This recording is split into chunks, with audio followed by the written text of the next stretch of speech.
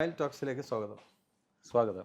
നമ്മളുടെ ബിസിനസ്സിൽ നോക്കുമ്പോഴും നമ്മൾ സിസ്റ്റം വെച്ചിട്ടുണ്ട്, പ്രൊസീജിയേഴ്സ് ഉണ്ട്, നമുക്ക് കൾച്ചർ ഉണ്ട്, നമ്മളെല്ലാം ബൈലോയിൽ എഴുതിയിട്ടുണ്ട്. അതെ, ഇത് അച്ചടി പോലെ പ്രവർത്തിക്കുക എന്നൊരു കാഴ്ചപ്പാടില്ല. ചില സമയങ്ങളിൽ നമ്മൾ മനുഷ്യർക്കുള്ളൊരു ക്വാളിറ്റിയാണ് നമ്മളുടെ വിവേചന ബുദ്ധി ഉപയോഗിക്കുക എന്നുള്ളത്. അങ്ങനെ ഉചിതമായ സ്ഥലങ്ങളിൽ ചില തീരുമാനങ്ങൾ നമ്മൾ എടുക്കുമ്പോൾ അതെല്ലാവരും വിജയിക്കാൻ വേണ്ടി ഞാൻ മാത്രം വിജയിച്ചാൽ മതി എന്ന് പറയുമ്പോഴാണ് ഈ അൺവോണ്ടഡ് ആയിട്ടുള്ള കോമ്പറ്റീഷനും അങ്ങോട്ടും ഇങ്ങോട്ടുള്ള ചവിട്ടി താഴ്ത്തും സിസ്റ്റത്തിനെ താഴ്ത്തുന്നതും ഒക്കെ പ്രോബ്ലം വരുന്നത്. എല്ലാവരും ഒരുപോലെ ചിന്തിക്കുമ്പോഴാണ് അവിടെ കൂട്ടായ്മയുടെ വിജയം ഉണ്ടാവുന്നത്. അതെ, അതെ. ഈ ഒരു കൾച്ചർ നമ്മളുടെ ബിസിനസ്സിൽ കൊണ്ടുവന്നു കഴിഞ്ഞാൽ നമുക്ക് ബിസിനസ് ബെറ്റർ അപ്പ് ചെയ്യാൻ സാധിക്കും എന്നുള്ളതാണ്. അതിന് ഓരോരുത്തരും ഉത്തരവാദികളാണ്. ഇപ്പോൾ ഒരു സ്ഥാപനത്തിലെ ഒരു സെക്യൂരിറ്റി പോലും പുറത്ത് നിൽക്കുന്ന, സ്ഥാപനത്തിൻ്റെ ഉള്ളിൽ അയാൾക്ക് പ്രത്യേകിച്ച് റോളൊന്നുമില്ല, പക്ഷേ പുറത്ത് നിൽക്കുന്ന കസ്റ്റമർ വെൽക്കം ചെയ്യുന്ന സെക്യൂരിറ്റി പോലും ആ സിസ്റ്റത്തിൻ്റെ ഭാഗമാണ്. അവർ ആ സിസ്റ്റത്തിനെ മനസ്സിലാക്കി അനുയോജ്യമായ ഉചിതമായ തീരുമാനങ്ങൾ എടുക്കുമ്പോൾ അതൊരു ബ്യൂട്ടിഫുൾ ടീമായിട്ട് ബ്ലോസം ചെയ്യും. ഇവിടെ നമ്മളെ ഈ ഒരു ചലഞ്ച് അഡ്രസ്സ് ചെയ്യുമ്പോൾ നമ്മളെ ഭാഗത്ത് നിന്ന് കിട്ടിയ എനിക്കൊരു പ്രത്യേകമായിട്ട് തോന്നിയൊരു ആൻസർ എന്താണെന്ന് വെച്ചാൽ, ഇങ്ങനെ ഒരു സിസ്റ്റം കൊണ്ടുവരുന്നത് നമ്മൾ ഒരു പക്ഷേ എത്രയോ വർഷങ്ങളായിട്ട് ചെയ്തുകൊണ്ടിരിക്കുന്ന മിസ്റ്റേക്കിനെ മാറ്റാൻ വേണ്ടിയിട്ട് കൊണ്ടുവന്ന സിസ്റ്റമാണ്. അതിലാണ് ഈ ടീം വളർന്നിട്ടുള്ളത്. അതിലാണ് നമ്മൾ തന്നെ ഊട്ടപ്പെട്ടില്ലേ. 15 വർഷത്തോളമൊക്കെ ഉള്ള നമ്മുടെ ഈ മിസ്റ്റേക്കുകളാണ് നമ്മളിപ്പോൾ ഒരു സിസ്റ്റം ചെയ്ത് ക്ലിയർ ചെയ്യുന്നത്. അത് പിറ്റേ ദിവസം തന്നെ നമ്മളൊരു കൊമ്പ് നട്ട് പിറ്റേ ദിവസം തന്നെ വേര് മുളച്ചിട്ടുണ്ടോ കായ മുളക്കാത്തത് എന്ത് എന്ന് പറയുന്നതിന് തുല്യമാണ്. പെട്ടെന്നൊരു സിസ്റ്റം കൊണ്ടിട്ട് ഇന്ന് തന്നെ മാറണം. ഇവിടെ മിസ്റ്റേക്ക് നമ്മൾ പറയുന്നത് ബിസിനസ് മാന് പറ്റുന്ന മിസ്റ്റേക്ക് എന്താണെന്ന് അറിയോ? ഈ സമയത്ത് അവൻ എന്ത് ചെയ്യും? ഇത് കൊണ്ടുവന്നിട്ടും കാര്യമൊന്നുമില്ല എന്ന് പറഞ്ഞ് പഴയ അവിടെ കിട്ടുന്നുണ്ടാവും പ്രോഫിറ്റ്. വൈ? അവിടെ അന്ന് കണ്ണിൽ കാണുന്നവനെ നേരിട്ട് ഇടപാട് നടത്തി മുന്നോട്ട് പോകുന്നതാണ്. അത് ഇന്ന് 5000 കിട്ടിയാൽ നാളെ 5000 ലോസ് ആയിരിക്കും. അതാണ് അന്നത്തേത്. എന്നാലും വേണ്ടിയില്ല അതിലേക്ക് തന്നെ തിരിച്ചു പോകാൻ ഒരു ചാൻസ് ബിസിനസ്മാൻമാർക്കുണ്ട്. അതുകൊണ്ടാണ് ഞാൻ ഈ ഒരു വിഷയം ഇതിലേക്ക് കയറ്റി കൊണ്ടുവന്നത്.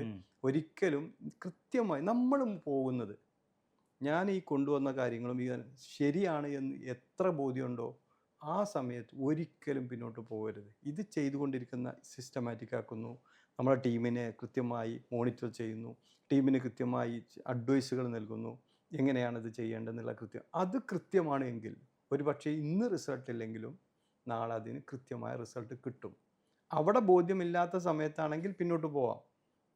അത് ബോധ്യപ്പെട്ടിട്ടും ഇതാണ് ശരിയെന്ന് മനസ്സിലായിട്ടും ഇത് കൃത്യമായി ചെയ്തുകൊണ്ടിരിക്കുമ്പോൾ റിസൾട്ടില്ലല്ലോ എന്ന് വിചാരിച്ച് പഴയതിലേക്ക് ഒരിക്കലും നമ്മളെ ബിസിനസ്സുമാർ തിരിച്ചു പോകരുത് എന്നൊരു ആശയം നൽകാൻ കൂടി വേണ്ടിയിട്ടാണ് ഞാൻ ആ ഒരു സംശയം ഞങ്ങളവിടെ സംസാരിച്ച കാര്യം ഇതിലേക്ക് ഇടാനൊരു കാരണം. തീർച്ചയായിട്ടും നമ്മൾ എന്തെങ്കിലും നമുക്ക് ഉദ്ദേശിക്കുന്ന റിസൾട്ട് വരുന്നില്ലെങ്കിൽ ഒരു സ്റ്റെപ്പ് ബാക്ക് വയ്ക്കുന്നത് എന്തിനായിരിക്കണം?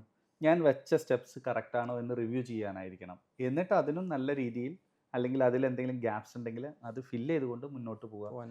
പിന്തിരിഞ്ഞ് കഴിഞ്ഞാൽ നമ്മൾ ഡൗട്ട്ഫുൾ മൈൻഡായിട്ട് നമ്മൾ മുന്നോട്ട് പോയി കഴിഞ്ഞാൽ കാര്യങ്ങൾ നടക്കില്ല. നമ്മുടെ റിസൾട്ട് വരാൻ കുറച്ച് ബുദ്ധിമുട്ടാണ്. ഇത് നിരന്തരം പഠിച്ചുകൊണ്ടിരിക്കണം. അതെ, നിരന്തരം നമ്മൾ നമ്മൾ എന്ന് പഠനം നിർത്തിയോ അന്ന് നമ്മുടെ ബിസിനസ് ബാക്കിലേക്ക് പോകും. നിരന്തരം നമ്മുടെ ബിസിനസ്സിൻ്റെ മാത്രം പഠനം മതി എന്ന് ഞാൻ വിശ്വസിക്കുന്നില്ല. ബിസിനസ് മാൻമാർ എന്ന് പറഞ്ഞാൽ എല്ലാ മേഖലകളിലും അവരുടെ ചുറ്റുപുറമുള്ള എല്ലാ ടെക്നോളജികളിലും ഇപ്പം നമ്മൾ ഞാനൊക്കെ നിരന്തരം എന്താ ചെയ്യുന്നത്? ഇപ്പം ഞാൻ വിചാരിക്കുന്നത് ഇപ്പോൾ ഒരു 3-4 മാസത്തിനുള്ളിൽ, സാറിന് അറിയുമെന്നറിയില്ല, ഞാനൊരു 3.5 ലക്ഷം ഇന്ത്യൻ രൂപ നമ്മൾ പഠിക്കാൻ വേണ്ടി മാത്രം ബിസിനസ് എങ്ങനെ ചെയ്യണമെന്ന് പഠിക്കാൻ വേണ്ടി ഇപ്പോഴും ചിലവഴിച്ചുകൊണ്ടിരിക്കുകയാണ്. ഇതുപോലെ ചിലവഴിക്കണം എന്ന് തന്നെയാണ് എനിക്ക് ബിസിനസ്മാൻമാരോട് പറയുക. കാരണം നമ്മൾ ഈ ചിലവഴിക്കുന്നത് നമുക്ക് നഷ്ടമാവില്ല. അതിൻ്റെ 10 മടങ്ങ് നമ്മുടെ ബിസിനസ്സിൽ കോൺട്രിബ്യൂട്ട് ചെയ്താൽ നമ്മൾ കുറേ ആളുകളെ കൂടെയല്ലേ നിൽക്കുന്നത്. നമ്മൾ ഒറ്റയ്ക്കല്ലല്ലോ. ഇത് മുഴുവൻ ചിലവാക്കി നമുക്ക് മാത്രമല്ല, എൻ്റെ കൂടെ നിൽക്കുന്ന എല്ലാവർക്കും വേണ്ടിയിട്ടാണ് നമ്മൾ ചിലവഴിക്കുന്നത്. അവരെയൊക്കെ യൂസ് ചെയ്ത് അവരുടെ ഗോളിലേക്ക് അവരെത്തിക്കാൻ, നമ്മളെ ഫേമിൻ്റെ ഗോളിലേക്ക് എത്തിക്കാൻ, ആ ഫേമിലൂടെ അവരുടെ ഗോൾ നേടാൻ അവർക്കൊരു സൗകര്യം നമ്മൾ ചെയ്തു കൊടുക്കുകയാണ്. അതുകൊണ്ട് ഇതിനു വേണ്ടി, പഠനത്തിന് വേണ്ടിയിട്ടും ട്രെയിനിങ്ങിന് വേണ്ടിയിട്ടും ഇതുപോലത്തെ മെൻറ്റർഷിപ്പിന് വേണ്ടിയിട്ടൊക്കെ നമ്മൾ ക്യാഷ് ചിലവാക്കുന്നിടത്ത് നമ്മൾ പിന്നോട്ട് പോയാൽ നമ്മൾ എന്താണോ നമ്മുടെ അടുത്തുള്ളത് അതിലിരിക്കും. അതെ, തീർച്ചയായിട്ടും. അത് നമ്മൾ മാത്രമല്ല, നമ്മുടെ കീഴിൽ ആളുകൾ മൊത്തം ഉള്ള ആളുകളും അത് പഠിക്കണം. കാരണം പഠിച്ച് അവരാണ് അതിന് കീഴിലുള്ള ആ ഹെറാർക്കി ഫോളോ ചെയ്യുന്ന ആളുകളെ ഗൈഡ് ചെയ്യേണ്ടത്. അപ്പൊ ഇത് എല്ലാ ലെവലിലും വരേണ്ട ഒരു കാര്യമാണ് ഈ പഠനം എന്ന് പറയുന്നത്. ഈ പഠിക്കാനുള്ള മെൻറ്റാലിറ്റി നമ്മൾ ടീമിൽ ക്രിയേറ്റ് ചെയ്യണം എന്നുള്ളതാണ്. അതാ. അത് നിങ്ങൾക്ക് വേണ്ടി ചെയ്യുക, എനിക്ക് വേണ്ടി ചെയ്യുക. ഈ ഒരു കോൺസെപ്റ്റ് ഉണ്ട്. നിങ്ങൾക്ക് വേണ്ടി ചെയ്യുമ്പോൾ എൻ്റെ താല്പര്യം കുറയും. എനിക്ക് വേണ്ടി ചെയ്യുന്നതാണ് എന്നുള്ളത് അവരെ ബോധ്യപ്പെടുത്തി കൊടുക്കുമ്പോഴാണ് ഓരോരുത്തരും മുന്നോട്ട് വരിക.